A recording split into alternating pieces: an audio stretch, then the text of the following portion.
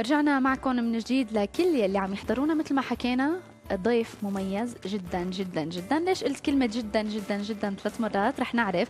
ضيفنا لليوم بولاد البلد تنوع توصيفه المهني ما بين المراسل، المعد، المحرر والمقدم. بالإضافة لهذا الشيء هو بيتنفس الصحافة ولكن بطريقة مختلفة. ليش عم أقول طريقة مختلفة؟ لأنه ابن البلد لليوم هو أيضا باحث فلكي، شارك دائما بليالي الرصد الفلكية السنوية.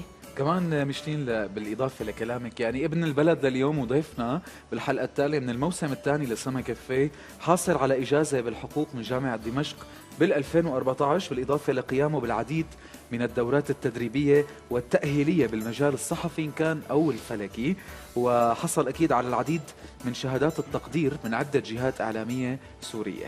ابن البلد الصحفي والباحث الفلكي عامر فؤاد عامر، أهلا وسهلا فيك ونورتنا في سما كافيه. وشكرا لكل هالمقدمات، حسيت اهلا وسهلا فيك عامر، يسعد لي مساك. مساكم اكيد، ومبسوط معكم. انا اكيد لبيت الدعوه لانه البرنامج بيعنينا يعني، وبرنامج شبابي وانتم معدين كثير حلوين ككبل شكرا لك. مبسوط معكم اكيد، وكمان بدي اقول مساء الخير لكل اللي عم يتابعنا.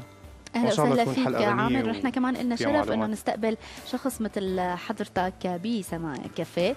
بداية عامر، خبرنا شو عم تعمل آخر هالأيام، كونه يعني كثير شغلات، يعني لسه نحن إذا بدنا نحكي بالشغلات اللي أنا بنعرف وأنا لسه في كثير شغلات. يعني أنا خبرنا هلا بسبعهم للكارات بين فلك وبين صحافة وإعداد وتقديم ومراسلة. يعني عن جد خجلتوني وأنا عم بسمع هيك إنه حسيت حالي موسوعة، بس أنا مو هيك. أهلا وسهلا فيك. حلو كثير التقديم أكيد، بس يعني تتنوع التجارب، فلربما انه الاخلاص للخطوه هو عم بيعطيها صفه بالاخير. صحيح. بس انا ماني مراسل، ما اشتغلت مراسل ابدا. انت مراسل. اوكي، نحن عرفنا انه تنوع عملك الصحفي. كنت متدرب كمراسل، اي بس ما اشتغلت مراسل للتلفزيون. تدربت فتره لسه رح نشوف، ممكن نشوف عامر مراسل؟ لا ما بتوقع، ما لقيت حالي بالمراسله. شو نضيفك عامر؟ نسكافيه او بلاك كافيه؟ يلا نسكافيه. شكرا. شكرا رافي. انا دائما اختصاص نسكافيه. عامر، يعني كثير من الشغلات مثل ما حكينا، انت مع تعدد الاشياء ومع انه هو الشخص يدرس كذا شيء، وانت دارس اساسا حقوق، يعني انت بعيد عن الصحافه، بعيد عن الفلك كدراسه جامعيه اذا فينا نقول. انت مع تعدد هذا الشيء او لا؟ أنا مع التعدد بناحية أنه الإنسان لازم يعرف أكثر، لازم يطلع أكثر. هلأ الدراسة حكمت علي أنه اتجه نحو الحقوق. أنت اخترتها؟ لكن لا، هو العلامات هن اللي اختاروا. تماما. بس مؤخرا كثير عندي قناعة شكرا. هلا فيك. عندي قناعة كثير بالقانون الدولي، فإن شاء الله أنه رح يكون في دراسة متممة للإجازة الجامعية، فإن شاء الله إنه في شيء له علاقة بالقانون الدولي أو فرع من فروع القانون الدولي. يعني ما فينا نقول إنه عامر تخرج من كلية الحقوق وقف. لا ما وقفت فعلا. هلا بطور البحث، يعني بعد ما أخذت الشهادة فورا التفتت لجامعات برا في مراسلة معين، بس لسه ما قررت وين بالضبط. يعني في شيء له علاقة بالقانون الدولي. إن شاء الله يا رب. إن شاء الله. بدي لحق مشانكم، مشان المقدمة تكون صحيحة كل شيء. طيب عامر، حاليا أنت بتكتب أو محرر ثقافي أو بالقسم الثقافي بجريدة الوطن. نعم. فبين صحافة وبين شيء راديو كمان اشتغلت كإذاعة. تمام. كمقدم لبرامج فلكية أكثر من برنامج على مدى سنين قديمة أو جديدة. صحيح. معاصرة. فشو لقيت الفرق بين الإعلام المسموع والمقروء؟ هلا أنا كشخص عامر أنا كثير حسب تجربتي، لأنه أنا بلشت بال 2008 بالموضوع الصحافة، الصحافة المكتوبة. تماما. أنا مع الكلمة، أنا عندي عشق أصلا للكلمة من لما كنت صغير، إنه عندي رغبة للكتابة، ويمكن مواضيع تكون عادية اللي كتبت فيها، لكن هي لما تكون بالبدايات فبكون لها حالة من التقديس، إنه دايما الذكرى الأولى لها وقع خاص عند الشخص. فأنا كتير بحب الكلمة. يعني حتى أنا عندي عهد مع نفسي إنه حتى لو كنت مقدم ببرنامج أو بنشرة أخبار، يعني عم بشتغل لتلفزيون أو حتى كنت براديو معين، تمام، إنه رح ضل أكتب. يعني عندي هذا الهاجس. يعني أحيانا كتير بكون بفيق من النوم دائما الاوراق حدي والقلم في هدول مجهزهم على طول، خلاص للكلمه ففي انه النوم احيانا يعني عين مفتحه وعين مغمضه فبكتب بالمنام عامر بتشوفه؟ اوكي. برافو حلو. يبدو الفكره قبل بوقت هو بياخذ الشعور حتى لو انه الشخص ما مركز فيها، فهي فعلا اثناء النوم بتتبلور اكثر، فدائما بصيبني هاي الحال ففي بكتب وبرجع بكفي. اي اشياء يمكن بنكون عم نفكر فيها جوات النهار وقت بننام بتترسخ بعقولنا تماما، فاول ما نفيق بنكون عم نفكر بهذا الموضوع. تمام. ففينا نقول انه الاقرب لقلب عامر هي الكلمه اكثر ما هو يكون مقدم. لا مو انه هلا هون المعادله بدها شرح اكثر. انا بحب الكلمه بس بحب كثير التقديم حتى التقديم الاخباري بصراحه. يعني شيل نشرات الاخبار والى اخره. يعني انا كان في فتره والاصدقاء والزملاء بيعرفوا انه انا كنت بمجال له علاقه بالتقديم الاخباري، بعدين انا انسحبت من القصه كلها. السبب انه قلت بدي اتروى شوي وعندي رغبه يعني بعد لتطوير الامور اكثر، يعني دوراتي كامله الحمد لله، بس لسه في بينقصنا بعض. بتلاقي انه بدك تلاقي شيء. ماني مستعجل لسه، يعني بوقت معين ان شاء الله رح يكون هذا الامر ان شاء الله يا رب. هي واحد من التوقعات. في كثير اشخاص بيقولوا انه عامر جاء كثير فرص لحتى يقدم برامج متعدده كراديو او مو بس اعداد برامج حتى كتقديم، وكان هو يرفض. فسبب الرفض ليش؟ شو كان السبب؟ لانه يمكن كنت جامعه او انه كنت بعدك لا ابدا، الدراسه ما وقفت بالطريقي ولا مره. شو السبب؟ دائما كان عندي مزاوجه بالعمل. يمكن انا من بينطبق علي المثل انه 10 بطيخات على طول فبيتكسروا معي بس بينجالوا بطيختين بالاخير. صح كان في رفض، بس لنوعيه البرنامج واحد، وشغله ثانيه انه انا من النوع اللي متمهل كثير. يعني ما يعني بتجي الفرصه بس ما شرط اني اقبلها فورا، كثير بدرس الامور حتى يعني لو كانت الفرصه هي فرصه كثير منيحه. اي في عده اسباب. اولا السبب نوعيه البرنامج، اذا انت ما انك متوالف مع او مو مرتاح له فما مو بس انه على الاحساس، يعني انت بدك تدرس الماده. يعني اذا البرنامج بيخدم، لانه دائما يعني الكلمه لها علاقه بالاذن، لها علاقه بالصدى الداخلي عند المتلقي. فاذا هذا الصدى فيه مشكله، فانا بفضل انه لا، يعني من البدايه انه ما اطلع بهذا الشيء. فعلا في عده برامج انعرضت، بالاضافه انه في برامج فلكيه انعرضت، انا كلها يعني ما رفضتها لانه سياق تقديم الماده الفلكيه كمان غلط عنا بالبلد بالمجمل. يعني رح نحكي عن هذا الموضوع، بيشوه اكثر بهي الماده. رح نحكي عن هذا الموضوع يعني مطولا، انه بشكل مفصل اكثر. بس كمادة اعلاميه انا عم بحكي عنها. بالجانب الثاني اشتغلت كمان عامر بالاضافه لجريده الوطن كمعد باذاعه ارابيسك لبرنامج إكلابيسك. ايه هذا جديد جدا، يعني هذا إكلابيسك. هو هلا شفنا، انا يمكن تابعت شيء على صفحتكم على الفيسبوك بالنسبه لإكلابيسك. فهو شو يعني فينا نقول الحبكه تبع البرنامج؟ تستضيفوا فنانين؟ استضافه فنانين هو الهويه الاساسيه للبرنامج، انه فني. بنجيب الشخص او الفنان بندخله بعده ابواب على يعني تحت الهواء هذا كله، او خلينا نقول بالاستوديو. فهي الابواب بتناقش تفاصيل لها علاقه بحياته الفنيه وشوي بحياته الشخصيه. ما بحب انا كثير افوت على الحياه الشخصيه للضيف. وفي استغلال من الشق الفلكي بشخصياتهم هدول العالم. في وحده من الفقرات يعني هلا انا ما بذكر على الهواء اثناء الحلقه، يعني انه هي الخريطه او التشارت اللي انا بشتغلها انه هي شغلي، فانه خلص باحث فلكي هو اشتغلها. بس هلا فضحنا الموضوع. هلا مشي حالها. هلا مشي الحال. عموما البرنامج بيخدم الفنان كثير، لانه هو اولا بيضوي على تفاصيل الناس جهلانتها، وثانيا في فقره انه بتضوي على الشائعات او المشاكل اللي الناس تداولتها ويمكن تكون مغلوطه 100%، مو بس 80 او 90 او 70%. فهو بيجي يبرر، يعني هو باب للتبرير كتير كمان ظريف. بالإضافة لفقرات العلاقة بجديد الفنان. أنا أقول مساء الخير لأيهم غانم، صديقي مقدم مقدم اكتيفيست البرنامج. تمام. بقول لك مساء الخير ايهم، وان شاء الله الخير. بالتوفيق اكيد لكل شيء عم بيقدمه. تمام، الاعداد لي والتقديم يعني. لإلهم. اكيد انا بدي اسلم عليه، يعني جاي شايف الحديث تقول اكيد. اكيد بنقول لهم مساء الخير كلياتنا من سما كافيه. كونك انت عم تشتغل اعداد، وبعيدا عن انه ايهم هو المذيع او لا، كونك انت عم تشتغل اعداد، ما لقيت انه اجى الوقت المناسب انه نشوف عامر ورا المايك؟ هلا يلا قريبا عندي تجاربي بالنسبه للمايك يعني، وفي عشق عن جد حاله انه انت تكون ورا المايك ودائما منسجم مع الصوت اللي عم يجيك من برا. جربت باكثر من برنامج بعده اذاعات بسوريا الغربي، فيرجن اف ام بصوت الشعب، وحتى بلقاءات بعده اذاعات من فن لروتانا. بس يعني في عندنا ازمه انه انت نوعيه البرنامج، يعني هلا في بين ايدي عده برامج ويعني معظمها ثقافي، بس انت كيف بدك تقدم الماده الثقافيه عبر برنامج راديو؟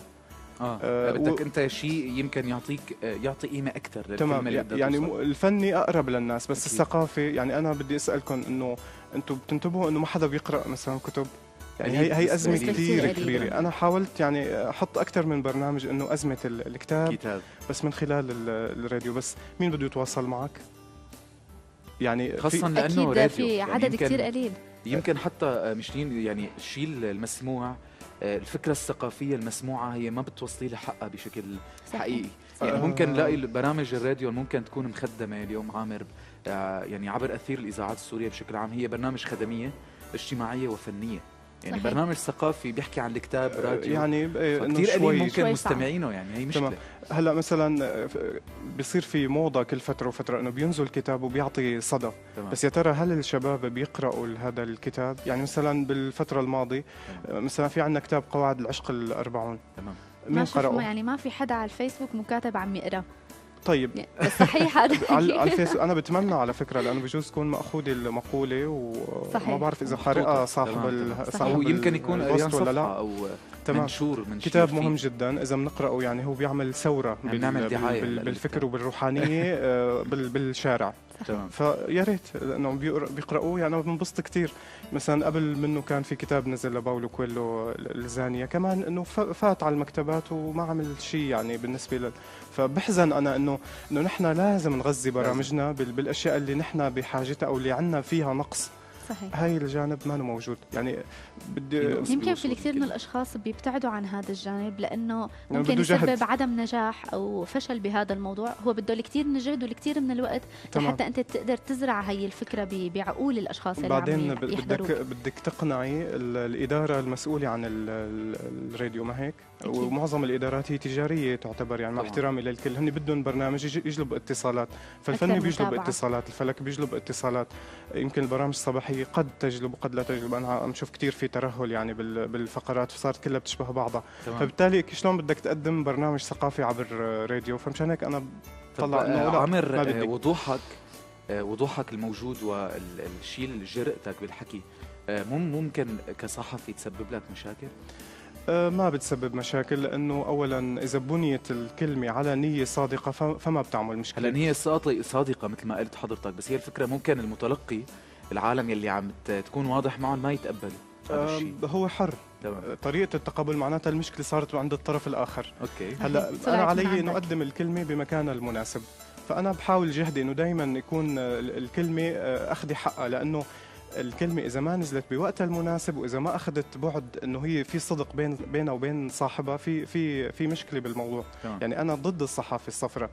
يعني كتير عندنا صحفيين إنه بيحبوا ياخذوا سبوتات وينزلوها لو بعدم رغبة الضيف. أنا ضدها تماما، لأنه هي ما بتخدم، هي بتشوه. بس هي كمان شيء تجاري. بتشوه يعني اليوم المجتمع. حتى الصحفيين ممكن يستغلوا الصحافة الصفراء بهدف انه تجارة، يعني بهدف اني انا اخذت سكوب شيء معين وللشهرة انا تماما، حتى يعني بينشهر بشكل اسرع وممكن يكون تجاري اكثر. هذا وبس بنفس الوقت حابب ضوي على فكرة انه كثير من الصحفيين بال4-5 سنوات اللي مروا سببوا لنا ازمة، بانه صار للضيف انه يتأنى كثير اذا بده يقبل انه يعمل حوار. صار يفرض شرطه بانه انا بدي السؤال ابعث لي اياه وانا ببعث لك الجواب. السبب صار في عدم ثقة بين الصحفي مثلا والكاتب، بين والفنان الصحفي أو- والفنان، بين تمام. الصحفي والباحث أو الضيف. قديش شو هذا ما الشيء كانت سيء صفته. عامر، ممكن نزل من مستوى اللقاء انه الضيف هو اوريدي عم يجاوب على اسئله هو يعني هو بده اياها او هو تماماً. بيعرفها لهي يعني أنا الاسئله. واجهتها هي المشكلة، وفي عنا شخصيات سورية بنفخر إنه نحن نلتقي فيها ونضوي عليها ونسلط الضوء من خلال الكلمة أو من خلال أي لقاء إن كان لراديو أو تلفزيون. فبيرفض صاحبها. شو السبب؟ إنه ما في ثقة، إنه أنت أكيد رح تاخذ الكلام وتكتب ممكن بطريقة يتحور او بصيغة. ينكتب بشيء تمام، ثاني. تضوي على صار في شيء خوف. وتلغي شيء. صار في هذا خوف وقلة غلط. ثقة من الشخص يلي فمشان ممكن هيك انا أنت برجع تحكي فيه. بركز انه اللي بده يكتب لازم تكون نيته كامله للكتابه. صحيح. انا مع الكلمه، برجع بقول لكم الكلمه مع الكلمة والنية الكاملة والنية. انت وانت عم كمان. تكتب انه بدك توصل هالرساله. يعني اليوم نزل حوار للاستاذ سمير كويفاتي. تمام. نوجه له تحيه عملت اكيد. طبعا بوجه له تحيه لانه حدا كتير مهم ببلدنا. فحاولت بالحوار ضوي على كتير نقاط أكتر من شق من الرسالة. ناقشناها. تمام. مفيد جدا الحوار.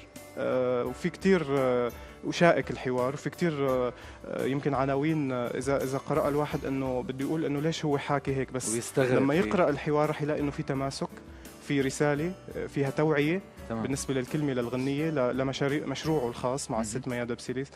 ففي هدف من اللقاء، مو تمام. الهدف انه انا بس نزل اسمي تحت اسم الضيف. صحيح. في هدف. وبس انه الاسم كبير، انا اسمي لازم ينزل تحت. تمام. يعني مثلا انا ضويت على مشكله انه هو صار في بينه وبين احد المطربين السوريين الكبار تعليق سببته احد المذيعات عنا باذاعه من اذاعاتنا.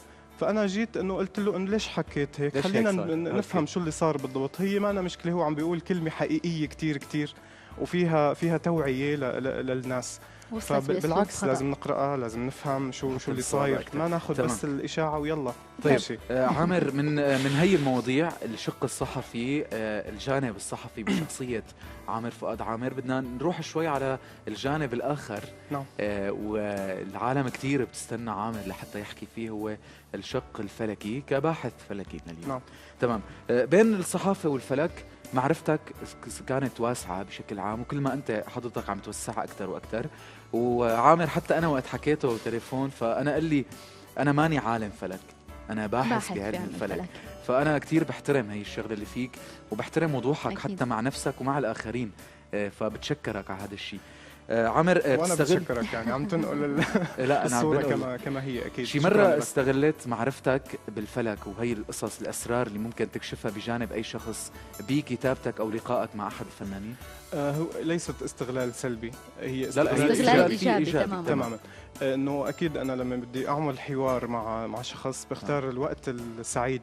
دراسة الفلك اللي انا بدرسها هي بتعلمني انه الزمن نوعين، زمن تمام. سلبي وزمن ايجابي. تمام. الايجابي معناتها رح يزهر عن شيء كتير حلو مع الضيف. فهون انا بكون كتير يعني صح عم بتذاكى على الموعد او الوقت، بس بكون عم بخدم نفسي وعم بخدم الضيف بنفس الوقت. فبالتالي ايه بستغلها، بس استغلال ايجابي مو تمام. سلبي. حلو، وانا جيد معك جداً. 100%. خلينا شوي عامر نتوسع بالخارطه الفلكيه يلي أوكي. كثير من الاشخاص هن ما بيعرفوا شو معناها. شو يعني؟ سالنا كثير اشخاص بالشارع شو بتعرف عن الخارطه الفلكيه، فكان نسبه اكثر من 95% للاسف ما بيعرف. نحن ما ما عندهم علم بنعرف. فيها. مع العلم انه نسبه من ال 95% فيك تقول 90% هن اشخاص كل يوم بيسمعوا برجهم وكل يوم بيتابعوا. بيتاثروا بالابراج. فتحكي لنا اكثر تفصيل اكثر شو هي الخارطه الفلكيه. رح نحكي بتفصيل له علاقه بالتمييز. الابراج شيء والخارطه الفلكيه اللي انا عم بحكي عنها شيء ثاني. تمام. الابراج هي عباره عن ماده قشري، خلينا نقول هي جدا ماده ضحله وسطحيه بالنسبه للبحث اللي انا بشتغل فيه. تمام. طبعا كمان بدنا نميز انه انا ما عم بحكي عن الفضاء مشان ما يزعلوا الفضائيين. انا عم بحكي عن ماده خليني اسميها تراثيه غنيه جدا، موجوده بكتب الفلسفه العربيه، موجوده عند كل فيلسوف عربي مسلم حكى فيها واشتغل فيها. هي اللي معنونه تحت اسم الخارطه الفلكيه. تمام. هي الخارطه هي عباره عن وجود الشخص بهذا المكان، وجود الشخص ببيته، بموقعه، ببلده، انه هو كفلان هو عباره عن نظام معلوماتي تمام. مؤلف من لحظه ولاده ولحظه نهايه. هالنظام المعلوماتي، هاي الخارطة بتدرسه وبتقدمه بطريقة كتير قريبة للنفس البشرية. تمام. يعني هي فيها معالجات لها علاقة برسالة الشخص الموجود شو هي، الدراسة اللي لازم يدرسها أو اللي المناسبة لشخصيته شو هو، دول السفر اللي المناسبة له شو هي، صحته مثلا هي بدها قعدة الأخطار بدها قعدات والله عن جد. هلا هيك عمر عم نشوف نحن مجموعة من الصور. تمام، هي الخارطة الفلكية. تماما طبعا فيها كتير فينا بتستعين فيها على الايباد. رح أخبركم بالضبط إنه هي يعني بس إذا فينا عامر عم تقول إنه هي ممكن تحدد البلد ممكن تعيش فيه، دراسة اللي ممكن تدرسها، قديش نسبتها يعني بالمية صحتها إذا فينا نقول بالمية؟ رح أخبركم بالضبط. هلأ لما تكون المعلومات دقيقة جوابا على سؤالك، يعني مثلا أنا ولدان بيوم كذا بسنة كذا وشهر كذا والتوقيت الساعة، إذا كانت الساعة مزبوطة أنا بقول لك إنه 100% نوصل لنسبة من التوقعات كاملة دقيقة جدا كاملة. يعني عن تجربة طبعا عم بحكي. أوكي. وأنا ماني بموقع المدافع، صح أنا دارس حقوق بس ماني بموقع المحامي لأنه هذا العلم هو بيحكي عن حاله. تمام. يعني أنا لما أشوف إنه البيروني مثلا عنده أكثر من كتاب بهذا العلم بالذات. تماما. لما أشوف إنه ابن رشد اللي عمل ثورة طبعا كلهم حتى أغلب العلماء في أسماء ما معروفة بالنسبة لنا. يوحنا الدمشقي من هون من الشام كان يعمل أزياج، ويجوا كل علماء يعني معظم العلماء بالغرب يجوا ياخذوا الأزياج اللي عم يصنعها أو اللي عم يشتغلها يوحنا الدمشقي. تماما. لمدة عام كامل. فهدول الاشخاص ما منساقين ورا برج ورا توقع، ما بيهمهم هذا الشيء. في توعيه بهي الدراسه لها علاقه بعلاقه الكون مع الانسان. فائده فائده السماء بانه هي تكون خليني اقول لكم انه في قانون بالحسابات وبالفلسفه، هو طبعا قانون فلسفي لكن هو قانون كوني فينا نسميه. تمام. انه الانسان هو كون اصغر يماثل الكون الاكبر كبير، وموجود باشعارنا. هذا الكلام موجود بالفلسفه عند ابن سينا، حتى شيء قريب على علم الطاقه. تمام. فهو هذا التمثيل بين الكون الأصغر والكون الأكبر هو يعتمد على هي الدراسة. أكيد مو يعتمد على الأبراج والتوقعات اللي عم نشوفها يوميا اللي هي جدا سيئة يعني. تمام.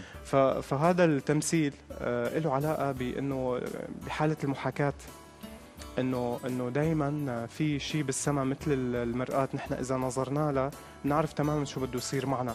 يعني هي مفاهيم فلسفية أكثر. يعني في عنا مثل بيقولوه كباريتنا انه السماء او الفلك ترجمان البشر، بيقولوا هيك. مو عن عبث قال هذا الشيء، ما عن عبث، يعني بمعنى انه في استقراء من خلال السماء ممكن انا افهمه عن حالي. ممكن يجينا يعني مثلا انا اليوم كشخص عادي يعني ما بعرف بالفلك ولا دارس علم الفلك ولا ببحث بعلم الفلك يعني. تمام. فانا ممكن كشخص طبيعي في مرات انه اوثق برسائل معينه ممكن تجيني، يعني مو تجي لشخصي، بس مرات نحن كاشخاص يعني وانسان بنربط شغلات ببعضها. يعني مثلا انا من الاشخاص، وكنت الا لمشتين هالقصه اللي بتصير معي، اني انا كثير بشوف الساعه متشابهه. يعني كثير كل ما بتطلع على الساعه بلاقيها 11 و11 12 و12. هي لها دخل بالموضوع؟ جينا لباب الاشارات. لا يعني ما لها دخل، لها علاقه بالاحساس، لها علاقه بالاشاره او بالصدفه المتكرره. يعني في اشارات ممكن تجي للبني ادم. طبعا هو يعني هون صرنا نحن بمجال اخر ما له علاقه بهذا الفلك. انا فكرت هو حقيقي موجود، هو عباره عن يعني مثل منبه داخلي عم بيفيق فيك شيء، عم بيورجيك على اشارات كونيه خليني نسميها. ممكن بهذا الاطار اني انا اسميها بهالشكل يعني. تمام. لكن هون الدراسه اللي انا عم بحكي عنها اللي هي الخارطه الفلكيه طبعا هي دقيقه جدا. هي تعتمد مثل ما قلت على تاريخ ميلاد الشخص مع ساعه الولاده ومكان التولد. تمام. يعني هو رصد للسماء من موقع ولاده الشخص. يعني لما انه ولدان مثلا شخص بالشام او بحمص او باي مكان بالبلد، فانا بدي اشوف السماء من حمص مثلا انه كيف موجوده السماء. تمام. بلحظه ولادته بهذاك الوقت. تماما. فهي الصوره او هي القط من الحاله الزمنيه، هذا له معنى كتير كبير لقدام. حلو. له معنى بكل التفاصيل اللي قلت لكم اياها، رساله الشخص، ليش هو اجى على الحياه، شو بيناسبه من كل امور الحياه اللي هو عم يسعى لها، شو هو بالنسبه مثلا لرفقاته، لاهله، علاقته مع اخواته، الزوجه كيف ممكن هي مواصفاتها، يعني في تفاصيل. طيب هلا يمكن لضيق الوقت عامر ما الدقة. نقدر نفوت بهي التفاصيل كلها. تمام.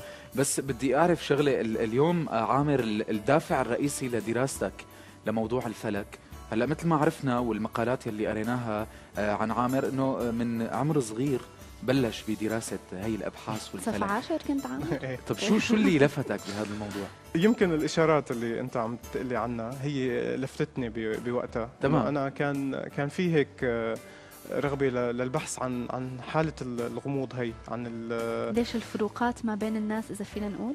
انه الفروقات بين الناس، انه يا ترى انه هل حدا مثلا من برج لنقول الجوزاء انه بيشبه كل الجوزائيين؟ اسقط مثال فورا. بيشبه كل الجوزائيين؟ اكيد لا. هذا السؤال دائما انا بسال حالي فيه، انا جوزاء بس ما بشبه باقي الجوزائيين فانا مثلا. طلعت من باب الشك، هذا من باب الشك انه مو معقول انه نحن كلنا يعني معناتها البشر هن 12 شكل. خلص 12 اوكي هدول 12 وخلص. الحياة شوي بسيطة يعني. تمام. اذا هيك لا، لما بحثت ودورت وفتت على كتب يمكن هي اللي ارشدتني اكثر لاتجه نحو الفلسفه، هي كتب اخوان الصفا. منها انطلقت لابن سينا، للبيروني، لفلاسفه اخرين، او رجعت لمخطوطاتهم اللي يمكن في قسم منها ما منشور لهلا، ما محقق يعني. طب عامر، ممكن تتعرض لمعرفتك الكبيره اللي عايشها، ممكن تتعرض مثلا لموقف محرج من وراء معرفتك؟ يعني مثلا نقول مثلا لحتى نقول مثال يعني فينا نقول الفالنتاين بهاليومين عيد الحب بينعاد على كل السوريين اكيد ان شاء الله بالخير. هلا عامر في انثى بحياته؟ في يعني شوف من وين فتلك طلع شو العلاقه؟ مو ما له علاقه، انا من هذا الموضوع. هلا هون الصحفي الذكي دائما رافي بهدول. فلنقول اختيارك للجنس اللطيف او الانثى يلي عامر بده يختارها ممكن يعتمد على معرفه داخليه ما يقلها.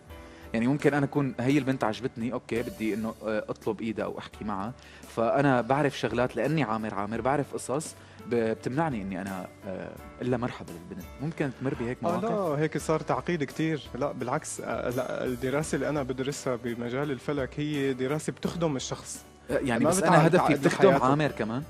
بتخدمني طبعا اكيد. ممكن يخدموا يعني مثلا خدمه سلبيه بس؟ لا مو خدمه سلبيه. هون مثلا انا صار في عندي بده يكون انه معرفه بمسيره الشخص اللي قبالي، انه اذا كان مثلا بدها تشتغل شيء غلط او هي، فانا فورا بدي احذرها انه لا، مو هلا، بوقت كذا مثلا. هيك انه مثلا صار اكثر من مره انه ممكن بده يكون في تقديم على شغل او وظيفه مو وقته مثلا بفتره سلبيه مثل تراجع عطارد، فانه فورا المنع يعني. وجازم انا بالقصه انه بهي الفتره معناتها العمل ما رح يستمر، معناتها رح يكون في مشكله بوجودك بهذا العمل. طبعا بعد تراجع عطارد هي القصص. نحن اليوم بالقسم كل يوم بيقولوا لنا تراجع عطارد. يعني لسه ما خلص تراجع عطارد، المصطلح موجود بس بطريقه شوي سطحيه، لسه ما فهمت ما في تعمق. هلا هو اليوم بيتراجع، بكره امتى؟ لا هو بلشنا نحن بالتراجع من مساء 20/1 لامتى ليخلص؟ بيخلص ب 11، لكن في بعديه ممكن يكون في زياده ايام زياده. هدول بيكون لسه الجو ما رق فيهم كثير. وانا بدي اسالكم، انتم ما لاحظتوا انه باخر الشهر الماضي واول الشهر هذا انه تكركبت الامور؟ عامر انكسر موبايلي 3 مرات مثلا. هي كمان اسقاط شخصي يعني كثير. انا من اتصالات الناس بحس انه شو صاير؟ الايقاع العام. في شخصيات سياسيه كبيره بتحكي معك تسالك؟ ما في داعي يعني يا لا ما بدي لك مين هن. طبعا ممكن طبعا. طيب بس بدي احكي على موضوع كتير صغير. يعني الوقت معك عامر ما بعرف كيف مرق. حكيت انه انت ما يعني باحدى لقاءاتك قلت انه انت ما بتحكي عن موضوع الموت او ما بتجيب سيره لحدا حتى لو عم تقرا الخارطه الفلكيه له، ولكن في حال كان في مرض فانت ممكن تحذر الشخص من هذا المرض. قديش نسبه سماع العالم لهي النصائح؟ اولا يعني الاشخاص اللي بيتابعوني هن فئه كتير قليله.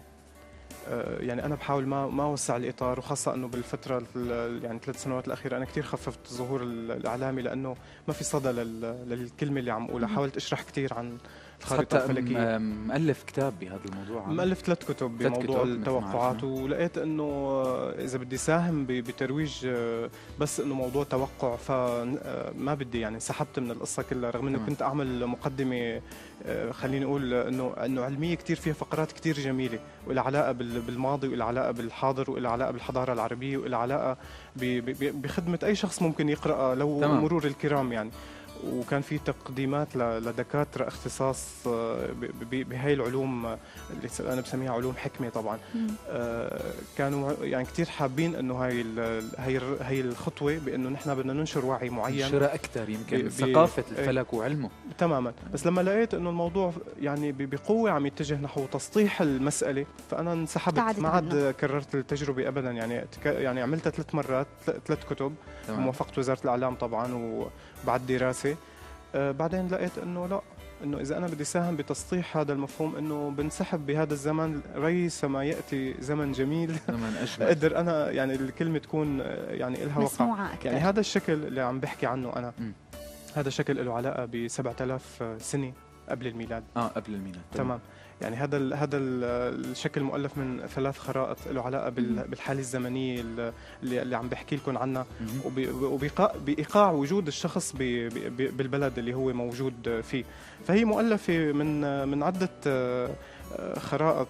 هي الاشاره يعني مثلا مثل هي الخارطه هي تواجد الكواكب لحظه ولاده الشخص. هي بتصنع مع بعضها زوايا، اشكال هندسيه. هي الاشكال الهندسيه هي ابعاد، يعني من هون لهون يختلف من البعد من هون لهون. بالتالي في هذا البعد له رمز، له معنى. وجود هذا الكوكب بالاضافه لهذا الكوكب مع هذا الكوكب كمان له رمز وله معنى. تمام. هي اللي عم نشوفها على الشاشه شو؟ هي رصد للخارطه لكن من خارج الارض، انه كيف بيكون الحركه الاعمده او الاوتاد الفلكيه، انه كيف بتكون مرسومه مع بعضها بالاضافه للخط ميلان محور الارض.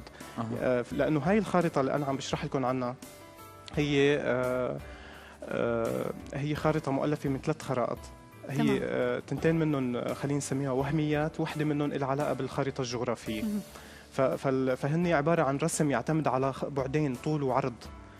لا تعتمد على البعد الفراغي. وهاي هي المسألة اللي بيختلف فيها أنا والأشخاص اللي بيدرسوا علوم فضائية أو علوم الفضاء أو اللي بيحبوا كتير يتبحروا بالفضاء. إنه هاي الدراسة هي أقرب للتوعية، للرسالة الروحية، للحكمة يعني أقرب لنفسية الناس. وهي تعتمد على خطوط وهمية، تعتمد على يعني رسومات بنقدر نرسمها بإيدنا، مؤلفة مثلا من 360 درجة، بس كل يعني بين 17 و 45 درجة، بتقصر المسافة وبتزيد للأبيات الموزعة على هذا يعني فينا نقول عامر دراسة كتير دقيقة وشغلات كتير هيك بدها تركيز كتير عالي. ممكن تاخذ كتير من طاقة الشخص اللي عم يعمل هذا البحث. أنا شوفي من صف العاشر لأول ما حاولت إنه أو تسلط الضوء شوي عليه كان 2005. فكان فترة سنوات طويلة لطلعت أنا أو تجرأت إنه أطلع أو أحكي بهيك مفهوم. ومن أول ما طلعت بحكي عن الخريطة، بس للأسف يعني ما في بس بدها نشر وعي أكثر صحيحة للإعلام، رغم إنه نشرت مقالات وشرحت كتير عن الموضوع بالتلفزيون. كان في نصيب يعني بسيط بسمع أو بتلفزيون الدنيا بمراحل سابقة، لكن ما في ايقاع. يعني الزمن هيك يعني ما بده كمان عامر بحلقه ثانيه عن جد تكون معنا بسما كفي نحكي بس عن يعني البحث في علم الفلك بشكل موسع اكثر. نحكي عن الخارطه فقط. اليوم نحن حبينا نتعرف على عامر الصحفي وعامر الباحث في علم الفلك. بدي اتشكر كثير لوجودك معنا لليوم. لازم يعني نقدم لك التذكار الخاص فينا. شكرا كثير انبسطنا بوجودك معنا. اهلا وسهلا فيك. نتمنى انه هيك يكون عطارد راح وبعد الشغلات السلبية عن الناس وتكون دائما كل أيامهم محبة. ينعاد عليك إن شاء الله بالخير وبالمحبة وعلى كل اللي عم يحضرونا أكيد. يعني ما بعرف شو بدي أقول، هيك الحكي قليل وبيمرق الوقت بسرعة. بيمرق الوقت بسرعة خاصة لهي المواضيع اللي كتير دقيقة وكتير بدها حكمة بالحديث لحتى توصل كلمة مثل ما قلت لكل الأشخاص اللي عم يحضرونا. تمام. شرحنا شغلات عامة كتير تماما. هي بشكل عام خطوط عامة. يعني كنت محضر أنا أكثر من هيك على الصور والتعليقات. بس هذا النصيب. انا لا، سعيد أنا معكم بالعكس، ورضيان ونحن كثير نحن انبسطنا سعيدين بوجودك بوجودك معنا. معنا لليوم. عامر فؤاد عامر الباحث والصحفي والحقوقي، وناطرين وكل لحتى شيء. تتعبى باقي الخانات موفق بكل شيء، وكثير انبسطنا فيك، واهلا وسهلا فيك، وان شاء الله رسالتك وكلمتك الصادقه توصل، لكل ونيتك الأشخاص. الحلوه توصل إن لكل شاء الله. الاشخاص اللي عم يشوفونا. بتشكركم على الاهتمام، أهلا حفاوي وسهلا. الحلوة أكيد، وأنا بتمنى هيك تشوفون حبيبي. كمان إعلاميين ناجحين مضوين دايما، شكرا شكراً. لك. ولسه هيك إن شاء الله لقدام هيك في إن شاء الله ان أخبار شاء الله هي حلوة. بشريه رح نحكي عنها بشريه فيما بعد. خبريه بشرى لازم نحكي ساره. عنها. شكرا لك عامر، واكيد بدي اقول لكل الاشخاص اللي عم يحضرونا الوقت مرق ركض مع عامر. ان شاء الله يا رب تكون حلقتنا عجبتكم لليوم. نلتقي فيكم الخميس الساعه 7:10 إذا لقونا. الله راد. ما تنسوا اكيد مشاهدينا تواصلوا معنا على صفحتنا على الفيسبوك، لينك عم يمرق اسفل الشاشه لحتى تواصلوا معنا. وما تنسوا انه فقره ناطرينه بعدنا ناطرين كل الاشخاص يلي عندهم مواهب أكيد. سوريه بشكل عام. اكيد حلقه جديده الخميس الجاي و45 دقيقه جداد. هلا روحوا لحتى تتابعوا اهم الاخبار على الصعيد المحلي والعالمي من اخبار سياسيه بنشره 8. باي باي. باي باي.